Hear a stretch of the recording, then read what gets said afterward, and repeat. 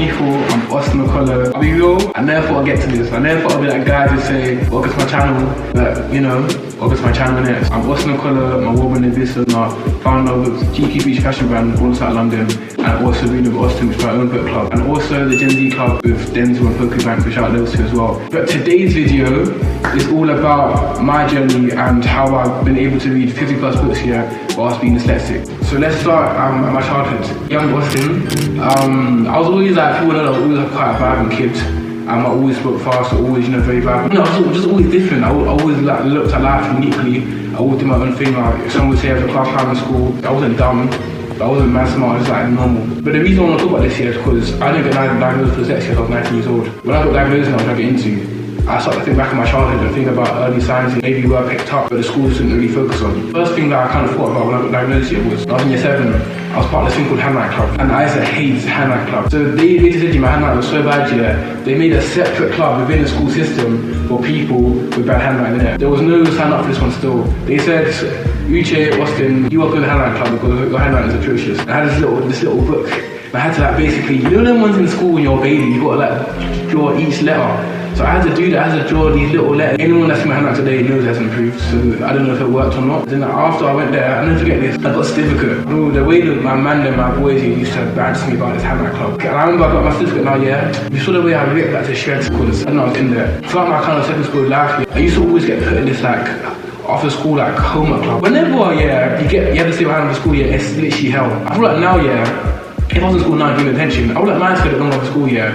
But when you're in school, I used to hate the bell ring that got attention. I just want to go home with my boys every single day. Like, I used to hate getting the bus here on my own. 2 days a week, by the way, on Tuesday and Thursday, I had to stay behind to go homework club. And when I went now, there was one supply teacher, God bless him innit. They told me, you know, do your homework innit. I did my homework now, yeah. I finished my homework. I'm thinking, cool, let me finish it quickly. I go home early. I might catch my boys before they leave, before they go yards innit, and do it quickly. I did it now, yeah. 3:30. I'm like, sir, I've done my homework. The guy said, cool.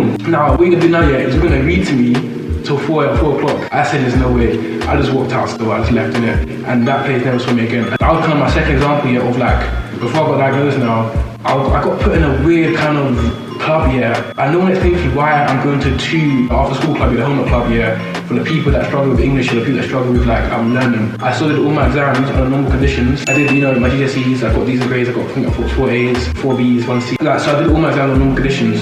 And one thing I noticed as well during my exams is that I used to not finish them on time. Like, I used to always have a problem finishing my exams on time. I used to never finish it on time, innit?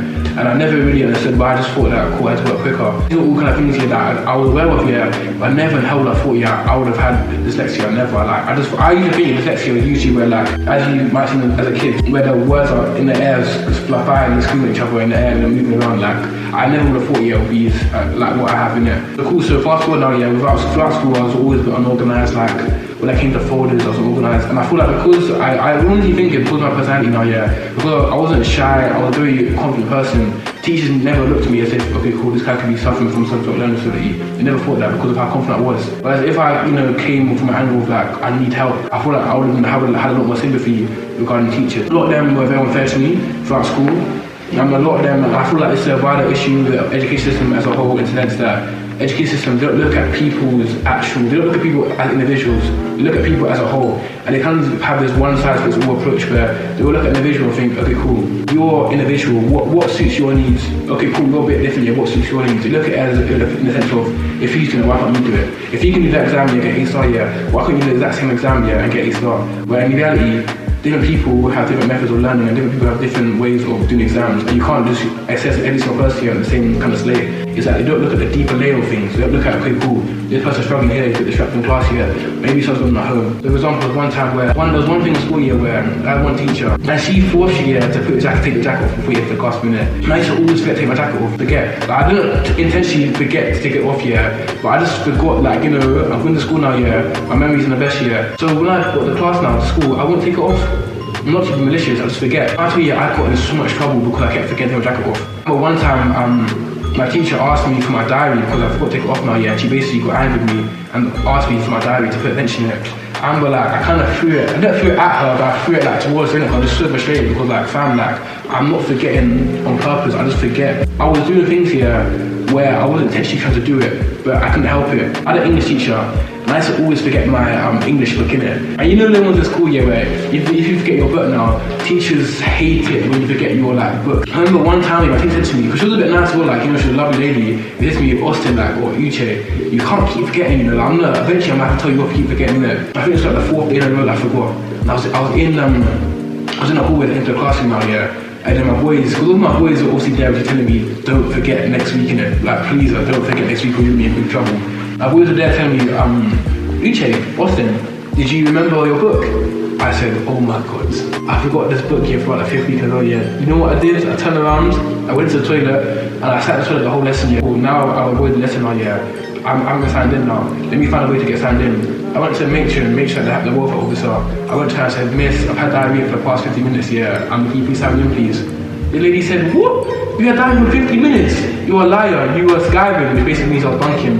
I was like, no, miss, like, how can you question me? Like, this is a personal topic. Don't question about my bowel movement. But they were trying to hear, so I got banned here. Eventually, clocked it. I was skiving because it wasn't believable to them that I died for 50 minutes in it. So, but somehow I passed case anyway. That was the first part I want to speak about, yeah. Kind of like my childhood. And bear in mind, yeah, I went through my whole GCSEs, my whole A-levels, and my foundation of university undiagnosed, innit? A lot of public schools, which I went to, don't have a lot of resources regarding getting people tested. So I've got a friend that went to a private school, and he told me that when he was in school, they actually like pay for everybody to get tested, so they identified early. But in the public schools, they got that kind of budget.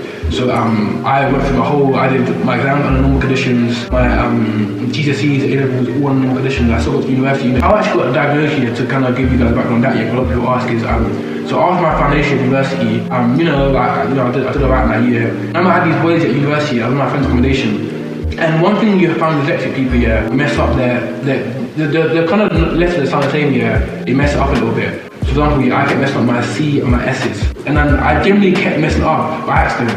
Then my boys said to me, bro, like, are you dyslexic by the way, bro? I was like, no. They were like, bro, like you messed up this word, you like 5 times. I was like, I don't understand, like, it's a very simple word, like, what's going on? I was like, nah, man, you gotta chat, and like, you were trying to knock it in it. So I left it, I brushed that now.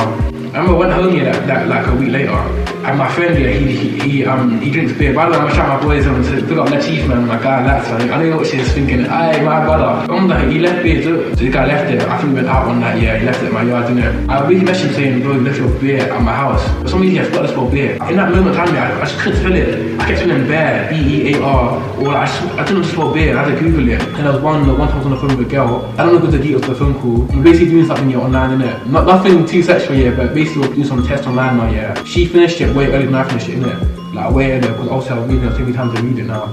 And she said to me like, well, I can't lie, I think you're dyslexic, you know, because like it took you way too long to finish that kind of quiz, like I finished it time ago. And I thought, you know what, yeah, they shut everybody up. I thought, okay, cool, it's getting weird now, maybe these lot might be right, innit? And I thought, you know what, yeah, they shut everybody up.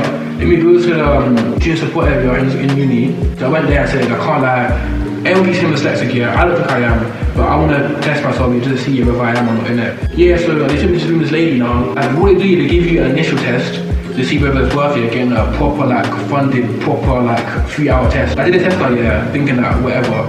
I did a bit, like, yeah, I'm not gonna lie to you, I'm going to refer you to the actual proper psychologist to actually get you diagnosed properly. You could potentially be diagnosed. What I understood after that test, yeah, is usually that test, the initial test, yeah, that usually tells you dyslexic, innit? But what happens then, yeah, is they need to get it officially, that kind of documented, so you need to go through a long process to actually get it done properly. Anyway, now they put me in now for the later test, and I'm thinking, yeah, that at this point, yeah, I'm still looking for dyslexic. I'm just thinking that, cool, they put me in for another test now, yeah, just to be absolutely sure, like, it's probably mandatory. I didn't pay for it was free. They said that because of, I think they look at you, who you are, maybe because of ethnic minority, whatever, the uni kind of funded it for me, so look into that as well. And then I went there, I remember it was July of 2019 with my friends. I did that 3-hour test here, I was thinking, after some nonsense like, oh yeah, read this to me, read that to me. I went in saying that I'm not dyslexic. I went out saying that I am dyslexic. I think the first way I clocked you, I asked you to read this paragraph to her, and I was like, what, you shouldn't have violated me, you asked me, want to read the paragraph? So I read it now, yeah, I was like, I read it. Then after I read it now, yeah, she said, cool, explain to me what the paragraph said. And I was like, I have no clue, like, because I was putting so much energy into reading that paragraph here, because it required me more energy to read. I can't really read and comprehend. I know energy left in my brain, yeah. I know kind of brain power to kind of comprehend it. Even in school now, yeah, when I used to read out loud now. And if you see me, it's weird, yeah, I'm a very confident person, yeah, so I wouldn't mind being a guy to read the class, yeah, and put like mass men. But what I realised when I was reading now, yeah, was that I could either read it and comprehend at the same time, and if I'm doing that, I'll sound like a spastic. So I thought, calm, I'm not gonna do that because I don't want to embarrass myself. You know them guys in school, yeah, when you're reading now, and then I don't know anyone, yeah. Them man speaks to read now. Man, I'll keep him the silence, like because the read's a bit lazy, innit? I said, I can't, like, I'm too cool to be that guy in class now, yeah. People are up on my back, I can't read. I said, no, F that. I said, cool. I'm gonna said, yeah, I'm gonna read it and not comprehend it because I can't do both. So I just read out loud, yeah, I used to read kind of clearly, but I wasn't comprehending it. So at this test now, what I did, I read it so she can see I can read clearly, but I wasn't able to read it and comprehend it. And I knew that if I tried to, the reading would be much slower and much harder. What they would do, yeah, is they basically read numbers to you, innit? They'll say something to you like 1, 4, 5, 7, 8. And what they do, yeah, they ask you to repeat what you just said, innit? So let's say to me, cool, Austin, 1, 6, 7, 8, 9, 10. And I'll basically ask you to read the number back to them. Or they'll do that, yeah, and tell you to read back to them in the right order. If I said 1, 5, 3, 2, you have to kind of read that number back to them, we just told you say it back to them, but in the correct order. And I remember, like, you know, 5 numbers, 4 numbers, 3 numbers, all easy. But you start doing long, like 10, I just couldn't do it. Like, my working memories, I know now, yeah, it's quite bad, which is why I'm quite forgetful. So, say the number, I just forgot. And throughout the session, I realized, cool, yeah, I'm dyslexic, innit? Obviously, at the end of the assessment now, he said, yeah, so the report's in, I've diagnosed you, like, you are dyslexic. He said the reason why, you know, you should probably mumble your words sometimes because, like, you speak too fast to your brain. They said, yeah, you are dyslexic, what we're gonna do now, we're gonna put you on, we're gonna give you extra time, and we'll give you extra time now, yeah, to do your exams, extra time to do your studies, extra time to do your whatever, innit? You'll get free library access, you can get a laptop, you can get a printer. And I'll be honest with you guys, when I got diagnosed now, yeah, it was difficult to deal with, innit? From the angle of, like, I felt betrayed, I felt like, wow, like, my whole life, yeah, people kind of basically punished me, yeah, for something I couldn't control. Like, as I mentioned earlier, I got punished for, you know, going to hand club. I had to do terminal conditions I couldn't remember. So from one angle, I was betrayed. I thought that, it did affect me for a little bit, just to be transparent with you guys. But I think from the other angle, it was very liberating, in the sense that now I understood why there's certain things. Now I understood, yeah, cool, okay, that's why I dealt with that, that's why I had to difficult with this, that's why I did difficult with that. First kind of step, yeah, to solving problems, yeah, is awareness. And you can't really solve any problem you have, yeah, without being aware of it. And me being diagnosed now, yeah, it gave me awareness, not only myself, yeah, but the people around me awareness. I'm not my friend that, yeah, a lovely girl called Erica, I'm really close friends with. I said, you know, that's what he said to me. He said to me that one time in sixth form, yeah, because I've been best friends for years, innit? She said to me that there was a time, yeah, I was talking to her in sixth form, and he said to me that it looked like I was speaking fast I could think. Like, he said it genuinely looked like I was talking fast I could think, innit? So I just thought that was really interesting. So yeah, cool. And the final kind of thing I was touching to now, yeah, is regarding how I've gone from that to diagnosis, yeah. Because bear in mind, I want to let you guys know, yeah, in that period I wasn't a reader. Like, I didn't enjoy reading, you know, reading was difficult for me. And I didn't value it. I always just thought books were boring. But yeah, I actually turned out to actually reading these books now. I went to one show, so also my business now, my fashion brands, come to win awards and featured in the British UK magazine. You know, when you're an entrepreneur, yeah, you want to network events, you want to go to different people, get inspired, learn with different people. And there was one event that I couldn't ever go to. I've been going for the past 4 years now, called the Black Business Show. My first time going there, you know, I was young, hungry, 18 years old, yeah. Just wanted to, first for knowledge, just curious for knowledge, meet the right people. There's an amazing woman here called Cutie Springer. It's massive marketing expert. She was an amazing woman, like she's worked with like Nike, L'Oreal, Aston Martin, all the biggest companies in the world, you know. She was actually one of the keynote speakers at the event. The event basically is like the biggest black conference for business owners in the world. I was probably the youngest there by a good 10 years. I was 18 there. People think he's a young T here, whatever it's there. But I was there in it. And I said an amazing kind of keynote speech, like it was amazing. And I went down to it and I was just so inspired in it. I've been the type of guy I am, confident, you know, want to meet people. After her talk, I went up to her and said, I can't lie, that was so amazing. I learned so much from it. Have you got any tips for me, any advice for me? We shared the words, she gave me some tips, she gave me some advice. We went about a day. All in a year now, yeah, I went back in it, it's like, I was 19 now. And she gave another speech. I was like, wow, that was so amazing. I'm not gonna speak to her again. And these I'm thinking, cool, she'll remember me. And within her speech now, yeah, she spoke out a book. She said, I'm releasing a book. And I said, you know what, yeah, this book will really help me. So she was a brand expert now. And I was trying to build my fashion brand. I thought, this book will be so beneficial for me. Let me look into buying it. As a lot of you probably do, yeah, you probably get a look in the book, you probably actually buy it. So I was probably thinking in my head, yeah, cool. I'll buy it at some point in it, but I won't buy it again and then. Talked at the end, and I went up to her just to say thank you for the talk again. It was really inspiring. I was like, hi, thank you again for that talk. It was really good, really powerful, impactful. Halfway I'm speaking now, yeah, because I remember you. I was like, what? Bear in mind, I'm 19 now, this girl's like a celebrity to me, like she's not like an idol to me. I was like, what? Remember me? She's like, yeah, I remember you, I spoke to you last year. I was like, wow, sick, yeah, that was me still, which you remember speaking to me. That's something that, you know, like, it meant a lot to me because I looked up to her a lot, innit? She said to me, oh, buy my book. And I was like, yeah, like, you know, you could buy it. But I feel like, if I look at my face here, she basically could see that, you know, that, like, not that I don't want to read it yet, but I wasn't comfortable to buy that at that moment in time, innit? So she hugged me, innit? She hugged me. It's just something so beautiful. She hugged me. She whispered in my ear and said to me, if you can't buy it right now, I will gift you one. And I thought she said that, yeah, really powerful, like, you know, maybe she didn't want to say it from my friends or whatever. So she said to me, like, I will gift you one. And it's not like I couldn't buy it then, it was the thing of like, I didn't see the value in books at that point. I didn't see, like, you know, like, what's the rush? Why need to buy it now? So like, what's the issue there? But she just said to me, like, you know, I will gift you one. She hugged me, and as she hugged me, she said, I will gift you one. And I was like, wow, that's really amazing. So I was like, yeah, I'm down, like, I love that. And she gifted me one, yeah, and she wrote in it, to us to stay focused, innit? And that's something that, you know, that's a really special thing that, you know, it's a really powerful thing she did there. Even though now, yeah, I'm dyslexic, I know I've never read it before, I'm gonna read this book, innit? So I made sure I read it, and reading that book was one of the best I've ever read in my life. There's so much knowledge in books. So luckily and unluckily, COVID-19 hit the following year. So basically, on reading that first book here, I said, these books are powerful. Let me actually learn things that actually aligned with me. COVID hit now, and I said to myself, I can't lie, like, there's no way I got into quarantine the same man that I went in it. I said I had to leave a better person. So I started reading, I got reading, like, COVID hit, I said I ordered my first book, I read it was amazing. I think my first book was Dapper Dan in Harlem. Is that one here? This one's here. So this is the first one I read. The reason I read it was because the second book, sorry, after the gift of the first one. The reason I read it was because I saw an interview about him. He had his own fashion boutique. I thought it would be good to read the story. But I actually didn't learn that much about fashion, but I learned about his story. It was just so interesting, so like, it was a really good read. So I was like, second I read it, and I said, this book is wavy, like, this is incredible. And I said, I can't lie, I need to read more. Luckily, my second book said, and I read this book. This book was a life changer. I said, what? This book here blew my mind still, like, this book here. Because both books, you learn something here that you once got taught at school. During quarantine, I was going through a book a week, and you know, it's where we are now, man. 50 books later, I'm a whole new person now. My mindset shifted, my perspective life has shifted, I'm a lot happier, I'm earning more money, I'm making more impact, and I could, you know, say that books have been a massive part of that. So that's my journey.